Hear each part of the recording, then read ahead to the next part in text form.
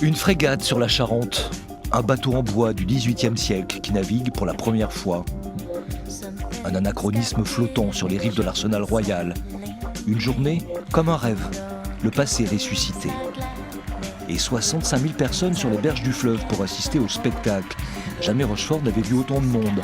Sa population multipliée par 3 le temps d'un après-midi historique.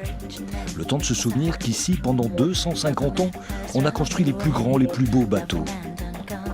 Le temps du souvenir, du spectacle, c'était il y a tout juste une semaine. Une journée en dehors du temps, une journée à part dans l'histoire de la ville. C'était là la grande image de ce bateau qui a fait un tour en Charente.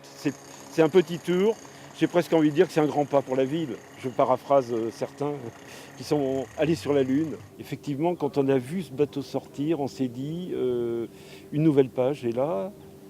L'histoire continue, mais la belle histoire continue. C'est-à-dire l'histoire d'un développement d'une ville, de toute une région, de tout un département.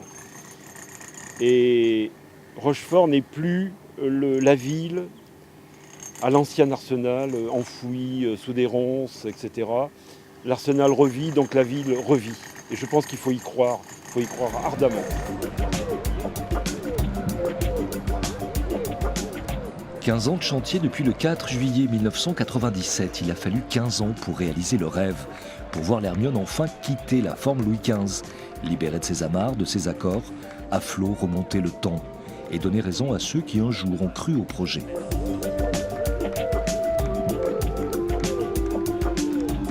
On fêtait la fin de la coque, et la coque d'un bateau, c'est donc sa flottabilité et puis son étanchéité, c'est preuve que on peut naviguer sur l'eau. Bon, ça c'est important.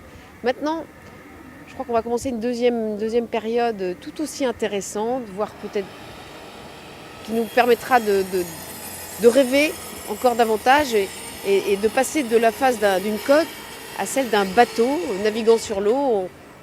On va équiper le bateau de ses voiles et c'est la part du rêve, du voyage maintenant qui apparaît pour nous.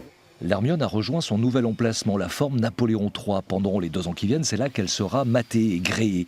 Comme le travail, les visites ont repris elles aussi, toujours plus nombreux les curieux cette semaine autour du bateau. Le pont de Gaillard arrière, le lieu où nous sommes actuellement, c'est le lieu réservé aux officiers. L'emplacement de la double barre à roues que vous avez juste derrière vous, c'est le volant du navire. Nouveauté, désormais, tout le monde peut accéder au pont de l'Hermione. Point de vue sur la Charente et sur l'Arsenal, qui depuis 1666 façonne l'histoire de Rochefort.